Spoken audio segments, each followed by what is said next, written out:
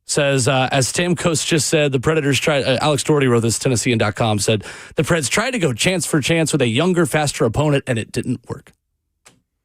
Yeah. Yeah, it is, it's ugly. It is ugly. They are, Alex Doherty wrote this and wrote a piece at Tennessean.com and said, Andrew Burnett believes Predators are nothing like last season. He's right. They're worse. Said the Preds 2-3-2, 6 points, fell behind 1-0 in the first, 4-2 in the second, folded in the third.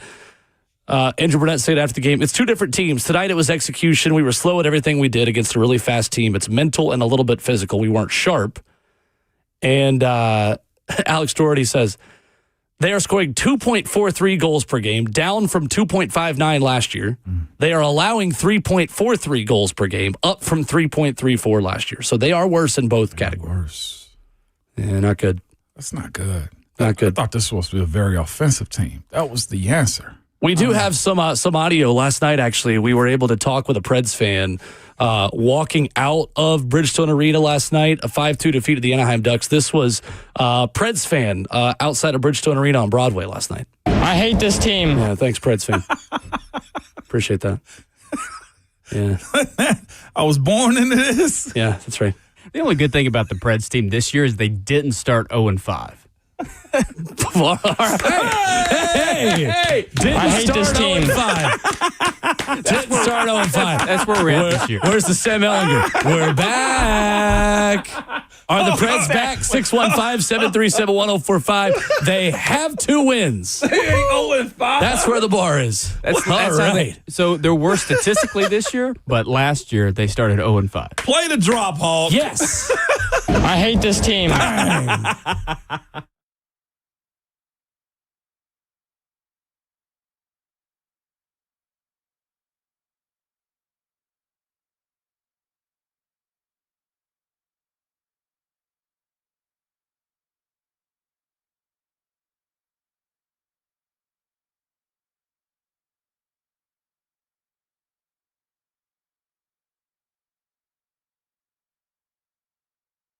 Hey, it's Will Bowling. All your favorite NBA players are back, and DraftKings Sportsbook, an official sports betting partner of the NBA, is the place to bet on NBA stars this season. With more markets open for more of the game, DraftKings, the #1 sportsbook for live betting, is live when others aren't. New customers, listen up. Bet just $5 to get 3 months of NBA League Pass, plus score $300 if your bet wins, paid in bonus bets. Download the DraftKings Sportsbook app and use code THEZONE. That's code THEZONE. Bet $5 and get 3 months of League Pass, plus get $300 of bonus bets if your bet wins. In partnership with DraftKings, the crown is yours. If you or somebody you know has a gambling problem and wants help, call or text the Tennessee Red Line, 1-800-889-9789. 21 plus, Tennessee only. Eligibility and restrictions apply. Bet must win to receive bonus bets, which expire in 7 days. Minimum odds required. NBA League Pass auto renews until canceled. Additional terms at dkng.co/audio. Limited time offer. Let's talk about your hair. I guess kind of like Hawk was talking about the hockey team that at least got some wins. But I'm here to tell you, if you're losing your hair, you desire to have it back, then Advanced Hair Restoration has the easiest guaranteed solution. Their one-day treatment offers life-changing results. I've seen it with my own eyes. And guys, it's not magic, but it's close to it. They put hair where you want it most, and bam, it grows. It's actually science. Advanced Hair has it all. Top-rated doctors, modern technology, and best of all, you get your very own natural hair that begins regrowing the very next day. Advanced Hair even guarantees it grows for life. So schedule your free consultation now. The number is 629-348-HAIR. If you qualify, you get $250 off and 250 free hair grafts. Advanced Hair has changed tens of thousands of lives, and they are the team I personally recommend. So don't wait. Check out the befores and afters online for yourself. But again, call them, 629-348-HAIR, or visit advancedhair.com.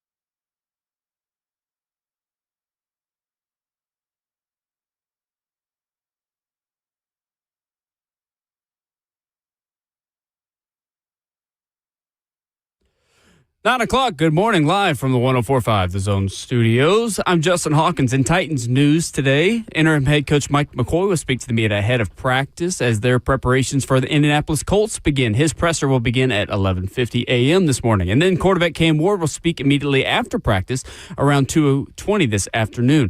In other NFL news, despite rumors surfacing yesterday that the Dallas Cowboys are interested in trading for Las Vegas Raiders star edge rusher Max Crosby, the Raiders met with Crosby to back him and said that they are not going to trade him. Also in New York, the Jets owner Woody Johnson told the media yesterday that he's continuing to stand by their head coach, Aaron Glenn, despite the Jets' 0-7 start to this season. And then Broncos linebacker Dre Greenlaw is being suspended for this Sunday's game against the Dallas Cowboys after chasing down and threatening an official immediately following their win over the New York Giants this past Sunday. Greenlaw appealed, but the suspension has since been upheld. And on the ice, where the Nashville Predators lost their fourth straight game last night as they fall 5-2 to the Anaheim Ducks at Bridgestone Arena, keeping their season point total at 6 points through 7 games. For all your foundation repair and waterproofing needs, you got to go to USSTN.com. Breaking news at once on your home for the Titans and Vols. This is 104.5 The Zone.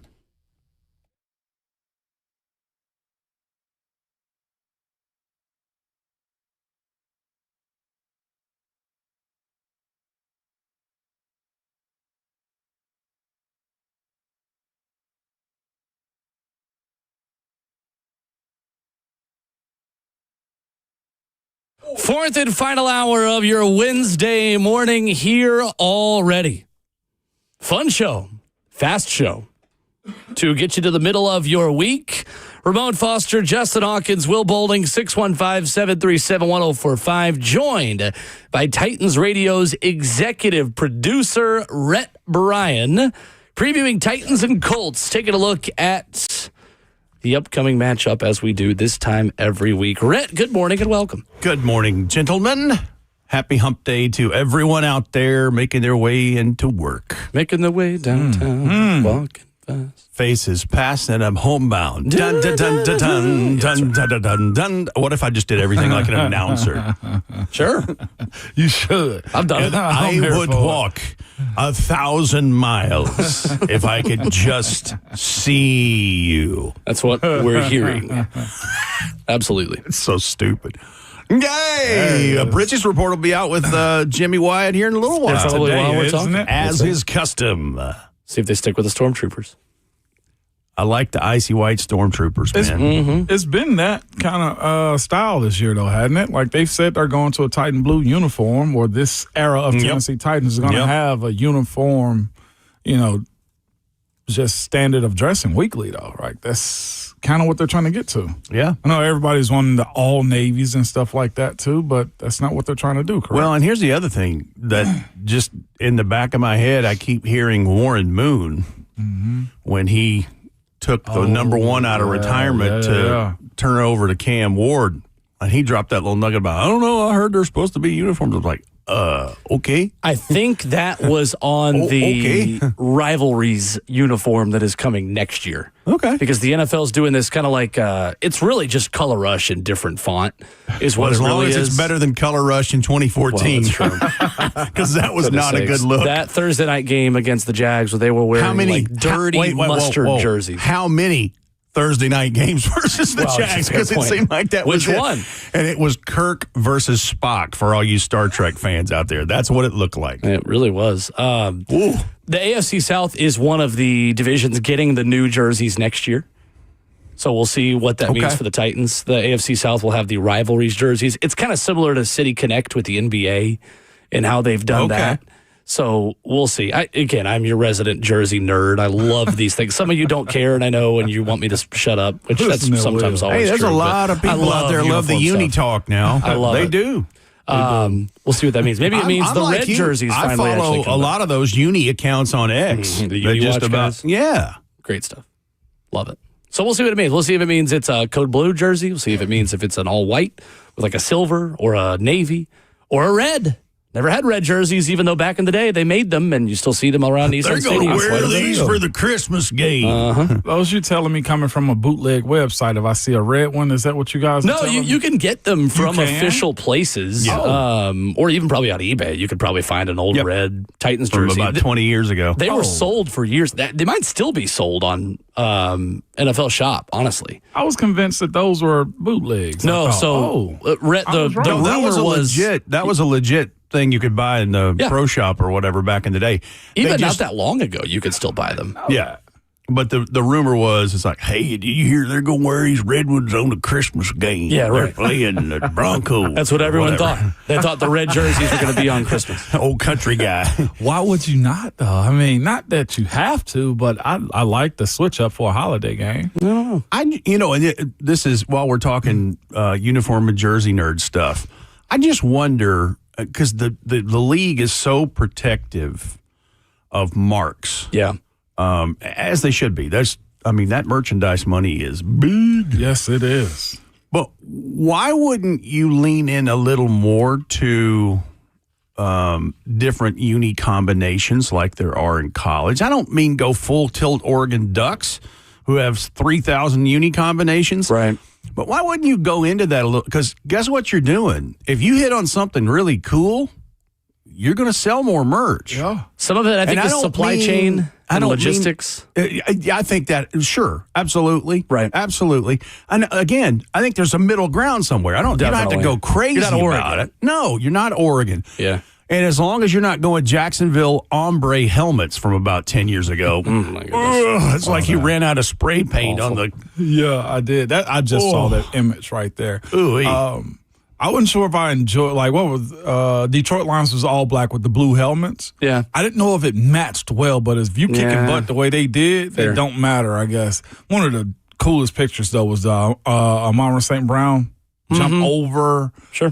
What's his name, man? The running back. That was a dope picture right there. I guess they're supposed to be the Avengers or whatever they are. Oh. They jump over Jahmyr Gibbs? Jahmyr Gibbs. It's like he was Superman, and by he the was way, Black Jahmyr Gibbs, don't they call him like Sonic the Hedgehog? Listen. That dude, I mean, we knew he had wheels in college. Good football player. But he ripped off, what was that, an 80-yarder or whatever the other night? Dude can move. Look at the picture. Oh, yeah. That picture is that's when you're having fun and winning. Pretty cool. Speaking of the icy whites, the Buffalo Blizzard uniforms, I liked those. Those are NFL rivalry With the jerseys, silver too. Buffalo on the helmet. Oh, yeah. I did Those see were those. really The nice. icy white was awesome. I ain't gonna lie to you. That was pretty good, too. This is Mid-Jersey Talk. Yes, it has. Prior to the Britches report But I'm with you. from Jim Wyatt. There's money to be made if you do it correctly No doubt. with the alternative. That's what I'm jersey. saying. Yeah, definitely. Don't be so quite as strict. Mm-hmm. Expand your horizons a little bit without going full tilt boogie. Good stuff. No doubt.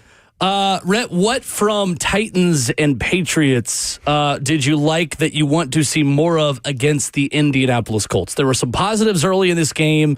There was a good half from Cam Ward, which I still think, watching it back too, and just kind of getting outside of the game day itself, I still feel like Cam Ward kind of took a step forward on Sunday. And I know the second half was not great, and he only ran 8 plays for -3 yards in the third quarter, but there are still good things that happened that you want to piece together for 4 quarters that you at least did for 1.5 or 2.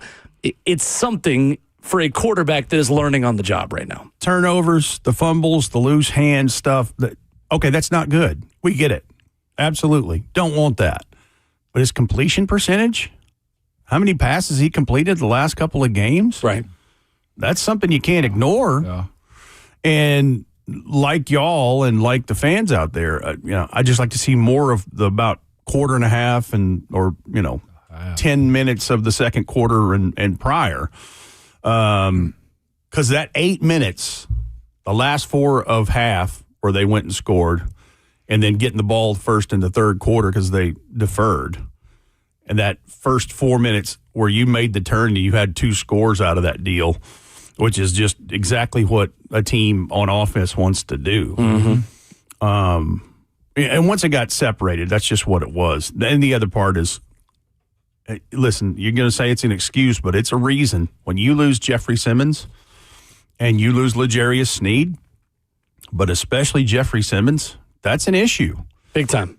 There's only one of those. And for his teammates that might be listening, that's not a slight towards you. He's a one of one. They broke the mold after they made that big guy. Mm-hmm. And that's a serious issue in terms of where things go, because he's the glue that holds all that together. Right. He is the enforcer up front, and the guys in the second and the third tier, those pass rushers and secondary, get to have some of the fruits of the washout.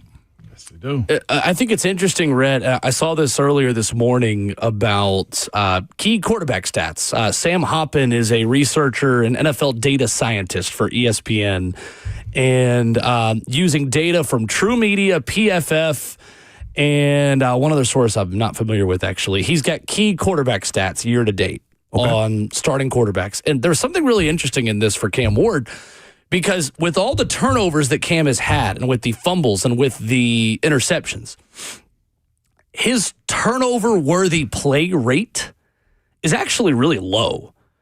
Cam's turnover-worthy play rate is 2.4%. That's the 11th lowest rate in the National Football League. The problem is when he has turnover-worthy plays, they're ending up being turnovers.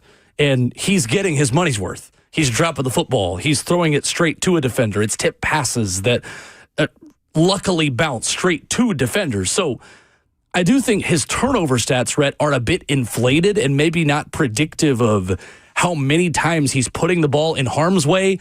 The problem is that when he's putting the ball in harm's way, it's really in harm's way. Well, you're right, because, I mean, no turnover, there's no good time for that, but they've come at the most inopportune times. Right. And to your Also point, they've ended up, like some of the loose hand issues have ended up being fumbles lost. And there's been 2 in consecutive games that have been deep in your own territory that have ended up being immediate scores for the opposition. So while that number is low, when you start looking at the layers, peeling back the layers of it and looking at the situational football, you're like, not ideal. I tell you, one of the things that continues to impress me is Chimere Dike.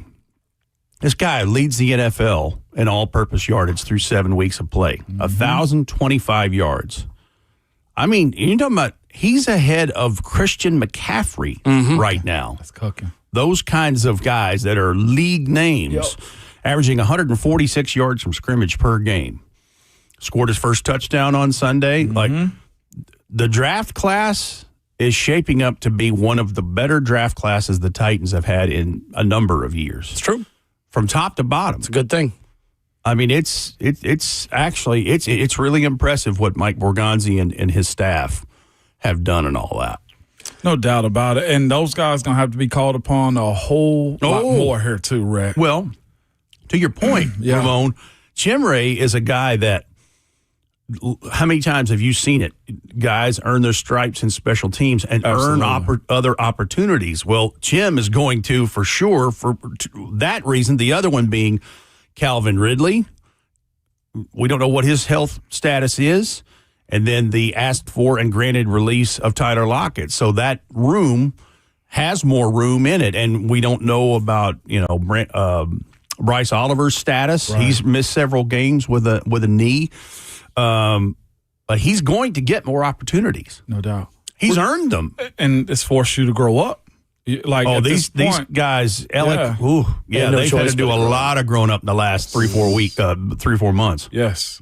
Rhett Bryan in studio with us talking Titans and Colts. Coming up, we'll dive into some of the numbers and some of what has worked for Indianapolis and the cornerback that has changed from Danny Dimes to Indiana Jones. Ooh.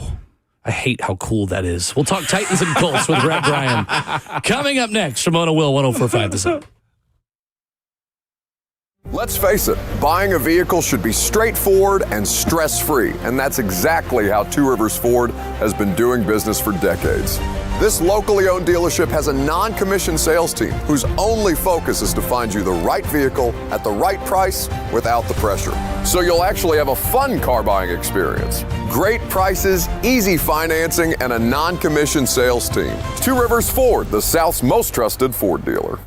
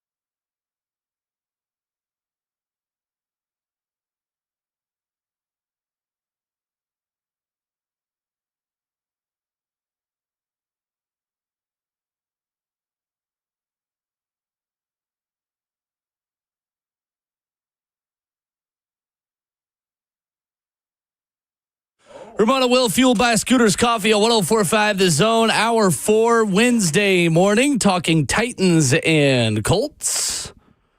Ramon Foster, Will Boulding, Rhett Bryan. We are off to Indianapolis this weekend, which is, I'm sure, 45, cloudy, and windy, like it always is in that lovely, he says with sarcasm, city.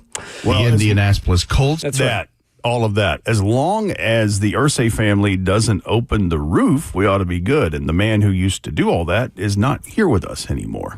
True. I still find it very interesting, Carly Irsay Gordon, with all of her gear on the sideline. And the thing is, right now they're 6-1, and so there's other people going, well, who are we going to get down there on the sideline? Because, there's a copycat league with stuff, but I find it very interesting. I would like to know, without her giving away trade secrets, what is she charting? What is she looking at? Who is she in communication with? Obviously she has her reasons.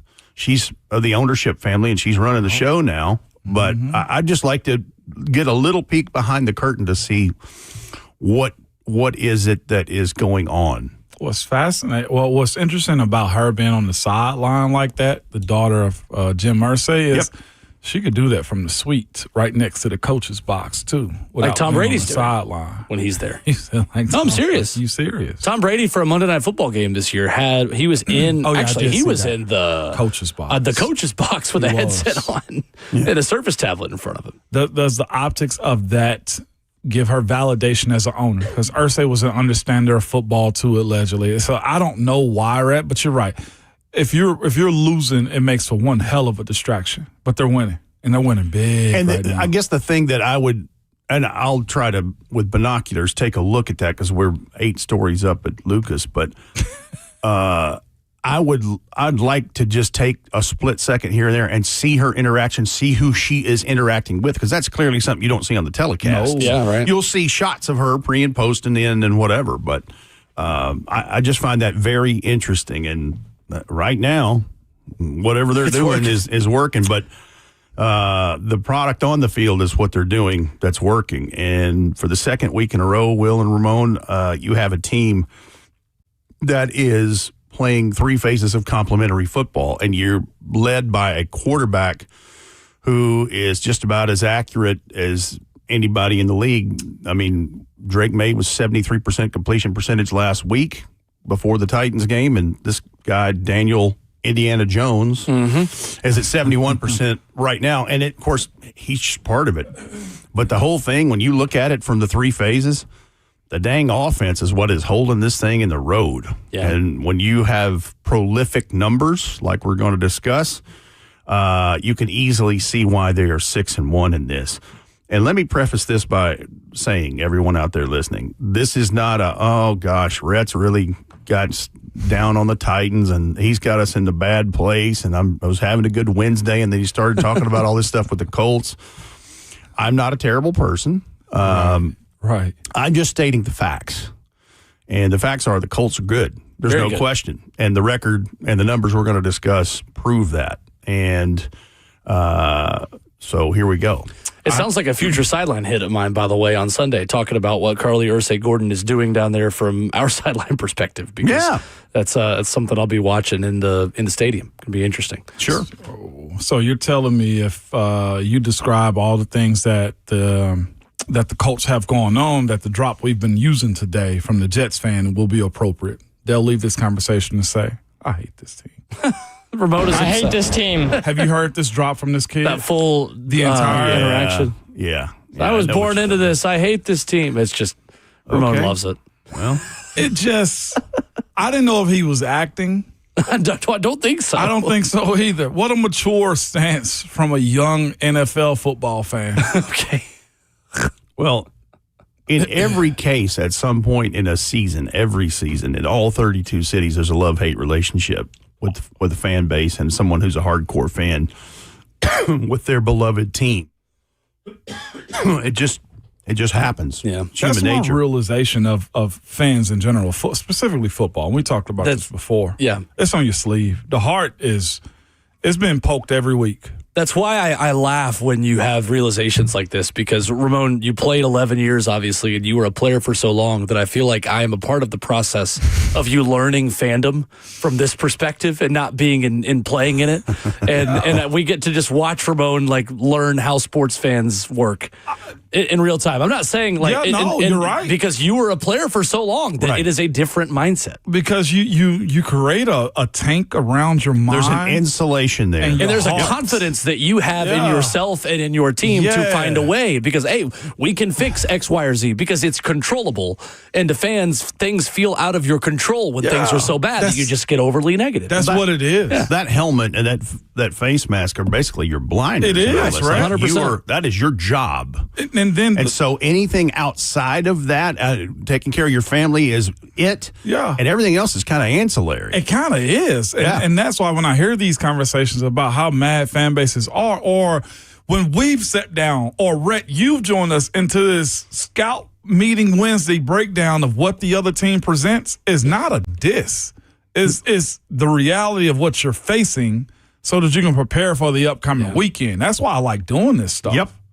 Well, there's a lot of good football being played, too. Like, the Titans have had a tough schedule to start the season. They have. Us giving credit to the opponent is indicative of it. But the thing is, if the opponent is good, you're going to tell them they're trash? Like, I'd be lying to you if I said that. Right. You'd be a bad evaluator if that was the case. Let's start with Daniel Jones. 1,970 yards passing, 14 total touchdowns, 4 on the ground, 10 through the air, only 3 interceptions, 71% completion percentage. Has had 100-plus point passer rating in every game but one. So his season average right now is 105.9. And here's the thing, 33 points per game, number one scoring offense in the National Football League. That team, through 7 games, has scored 232 points so far. Whew. Now, this will put it in perspective, because these are some historic numbers as far as their franchise. Third most in team history, behind only the 1964 and 1958 Baltimore Colts that had Johnny Unitas and Lenny Moore and all these Hall of Famers that played for the franchise. And there's 10 games left. So they're pretty sure they're going to pass those two teams in that mark. Jonathan Taylor, the running back, has had 3 games this season of 3 rushing touchdowns. In the previous 5 years of his career in the NFL, he's had 2 different occasions, 2 games where he had 3 rushing touchdowns. No one has ever done that in their franchise history, and they have had Hall of Famers Lenny Moore, Marshall Faulk, Eric Dickerson, and Edgerrin James. So think about that. Averaging 5.3 yards a carry, leads the league at 697 rushing yards, 10 rushing touchdowns. I think he has another one out of the backfield as a catch. So 11 total. Yes, that's true. He is finding the best version of Jonathan Taylor that we saw burst onto the scene out of Wisconsin in the draft a few years back when he first came in. It's just ridiculous. And then you're talking about some of the other weapons that Daniel Jones has at his disposal. So Michael Pittman, 35 catches, 5 touchdowns. Tyler Warren, the rookie from Penn State, 33 catches, 3 touchdowns. And here's the sick stat on both of those guys. Both of those gentlemen, over 70% catch rate. Think about that. 7 out of every 10 tries is a catch. That's a Hall of Fame batting average plus. It is. Is what that is. But yeah, 10 yards a catch for Pittman, 13.3 for Warren. Of course, we hadn't talked about Josh Downs, who is the smaller gadget move around dude that, is a mover. Alec Pierce, he had 5 for 98 last Sunday. He is the explosive catch guy. Leads the NFL in drop back success rate as an offense. When you look through these offensive numbers as a team, 380.3 yards per game on offense, number 2 in the league. Yards per play, 6.35, number 1 in the league. Yards per play. Yeah. Yards per passing play, 8.07. Wow. That's number 3 in the league. The number 2 in the league team was the New England Patriots. We just saw it, 8.15 or 12, whatever it is. 250.1 yards passing per game. That's top 5. Rushing yards per game, 130.1. That's top 10. It's actually number 7. 465 per run. That's top 10. First downs per game. You want to guess what that number is? First downs per game. Yep. 15. That's what the Titans have. Oh. I think they're around 25, 26. 23.6, number 1 in the league. So they keep drives going. Kickoff return average, 29.4 yards per game. That's gotta be second in the league. So there's a lot of Ashton Doolin and their specialists in there making stuff happen. Number 3 in third down percentage, number 3 in fourth down percentage, number 8 in red zone percentage, and +7 in turnover ratio. They don't have a weakness on offense. No. The cracks in the armor are on defense. Yes. And so what I mean by that, they still have Grover Stewart. They still have DeForest Buckner. They still have Zaire Franklin. All these guys through that 3 levels of defense.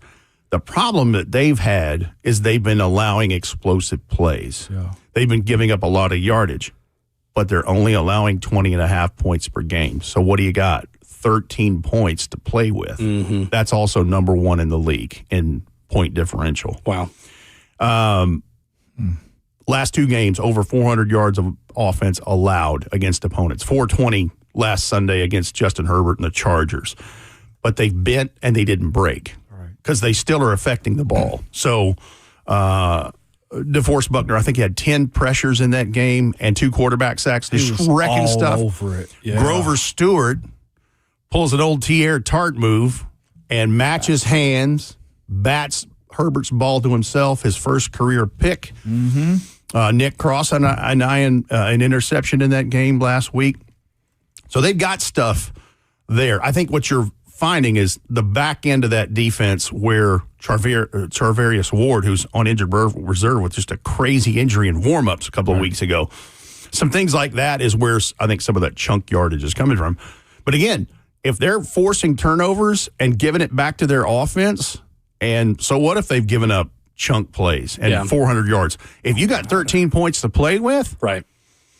I mean, they're a machine. And you could be aggressive and come after the quarterback when, like Mac has talked about all season on our broadcast threat, you put teams in predictable passing situations.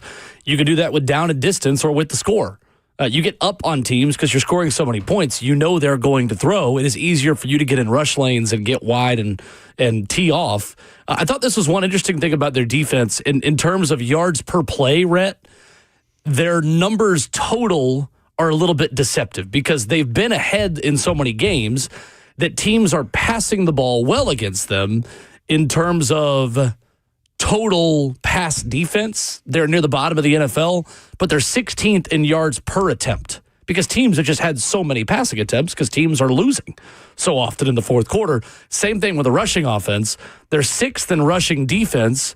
However, teams aren't running it because they're down late in so many games that the Colts are actually 18th in yards per attempt allowed. So you've got to be in this game in the second half and in the third quarter to be able to have the full complement of your running offense because they can be had a little bit in the run game. They're just up in so many games late that teams have to abandon the run and try to come back with the pass game. And that's an important thing to bring out as to why the yardage they've allowed is what it is, too, because they're playing with a cushion. They have seen, real quick, they've seen the fewest amount of running attempts of any NFL defense this year. They rank they rank first in rushing attempts against this year. And to bring in the third phase of this with the 3-phase complementary football part of it, Anthony Gould is their primary punt and kick returner. He's got better average return yards than Chim does right now at 27.2. Now, he's a little less into punt returns at 7 yards per punt, but how many times are they having to, and then I look at Johnny Hecker's had to punt 32 times for 1,523 yards and has done a fantastic job at that. To tell you how successful they've been on offense, Rigoberto Sanchez has punted 20 less times. 12 times for 608 yards. Wow. But when you're scoring, and that's the thing about it, they've scored 27 touchdowns through 7 games. their red zone, and that just goes back to that red zone percentage. Their red zone success right now is top 10 in the league, 67.65%. Number 3 in third down percentage, 46.75% they convert on third down. Interesting. So they've got whatever they've been doing, they're doing. And the thing that, getting to your point, Ramon, with the bigs in the trenches, this is crazy that they let 2 starting interior offensive linemen walk and go to Minnesota in Will Freeze and Ryan Kelly. Center. So they've got a new center and a new guard starting in this, and they're all doing quite well, it appears. And they drafted both of them last year on days 2 and 3. Matt Goncalves in the 3rd round in 2024 hasn't allowed a sack this year, and then Tanner Bortolini, the 4th round pick in 2024. Those guys are 24 and 23 years old. I think we saw both of those guys at the Senior Bowl. 3rd round pick and 4th round pick, and both of them have combined for 0 sacks this year allowed. And you know who else in all of this that we've mentioned who is laughing going to the bank is Daniel Jones, who's on a 1-year deal. Crazy. Great. He's putting himself in the Sam Darnold situation. The way he's playing. And the thing is, there's good enough stuff there. He could just decide to sign there because half your games are at home in a dome without any weather. Fit. Yep. Quite the contrast from the Meadowlands, swirling winds. Oh, no doubt. But yeah, he has. You talk about a second chance in a career that, I mean, they discarded him like he was trash in New York. And quite frankly, there were times he was playing like it. I mean, he went from Danny Dimes to more like Danny Pennies. But it's just amazing to see what he has. And I knew he was a smart player, and I've heard about his prep as just ridiculous.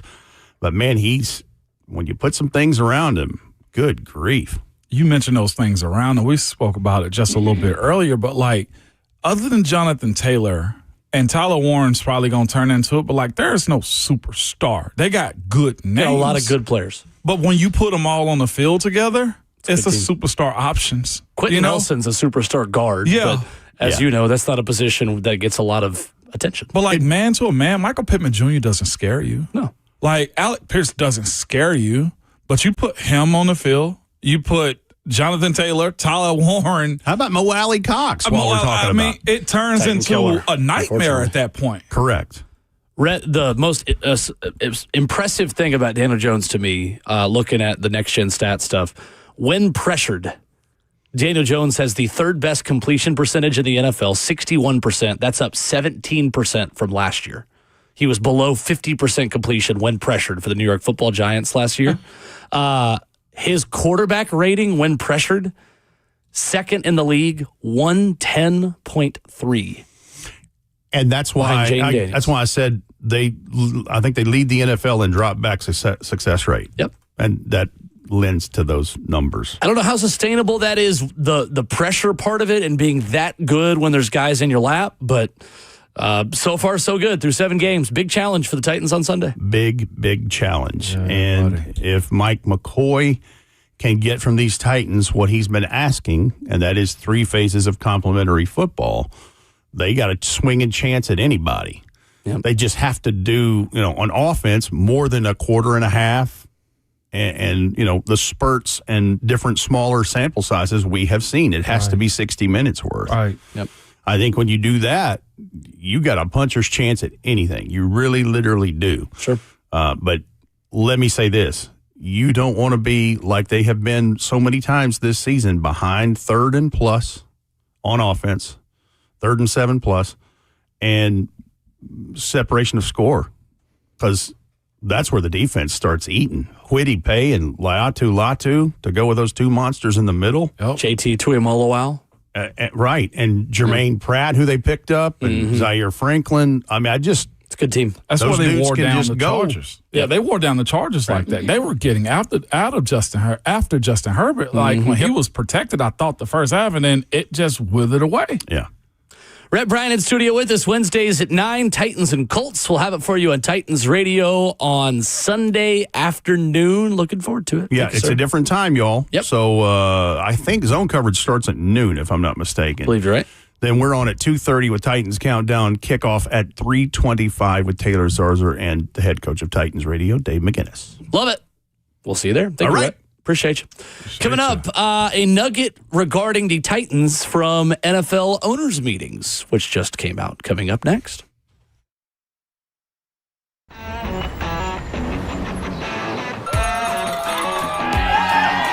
Smashville hockey. Around here, it can sound like a language of its own. But hey, if you can pronounce Demumbrian, then names like Yossi, Shea, and Marchessault will roll right off the tongue. Nashville Predators, only in Smashville.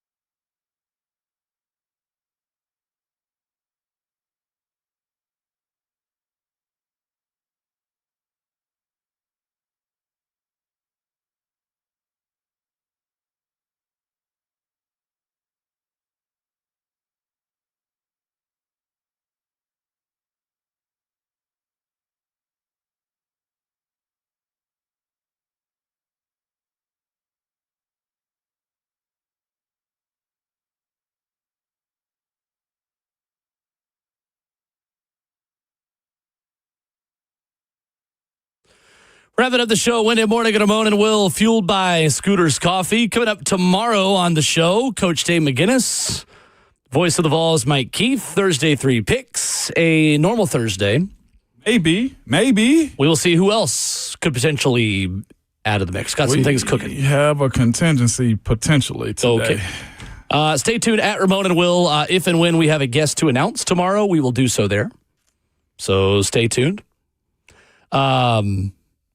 That's right. A couple more days left in the week. Been a quick week. Been a good one so far. It has been a quick week. NFL fall owners meetings are happening. Kaler, I apologize, I'm probably butchering that last name, is a writer for ESPN and put out on Twitter a few minutes ago saying, per sources here at owners meetings and confirmed by team, Titans owner Amy Adams Strunk is not in attendance at this fall's owners meeting.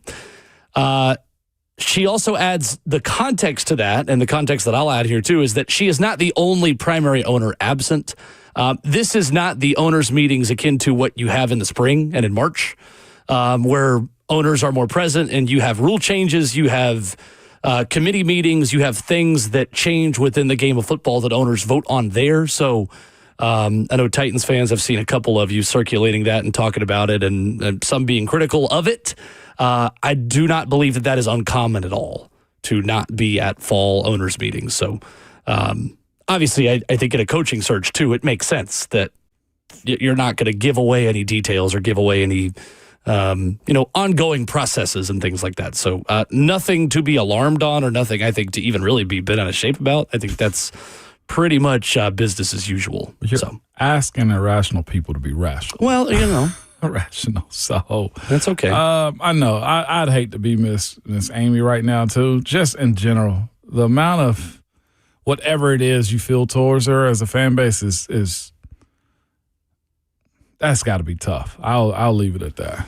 So I wanted to close with this because the NBA is back. I did not watch a whole lot of the coverage live last night. I was on the Preds last night because I hadn't gotten to watch them as much. I knew we were going to talk about it today, so I was more on hockey last night than I was the NBA. I will probably tune in a little bit tonight.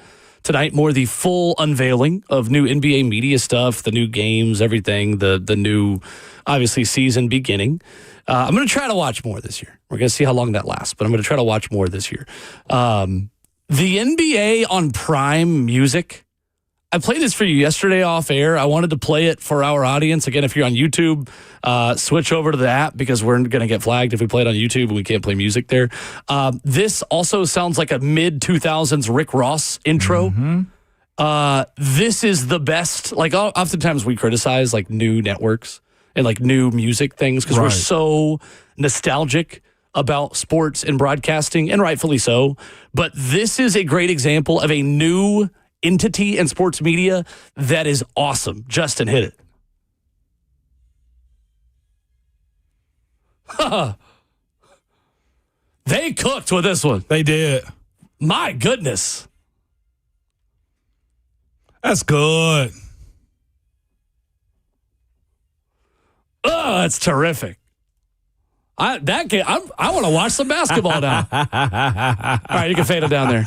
That's real. Like that literally that encourages me to go watch Amazon Prime basketball because they didn't have to go that hard, but I'm glad they did. They paid money for that one. Yeah, that was done over a long time right there, no doubt. That's good because you want to be able to have the old feeling of it though. Yeah, but realize like it's new. They balanced that perfectly. Yeah, for sure. They balanced that perfectly. Sounds very, very good.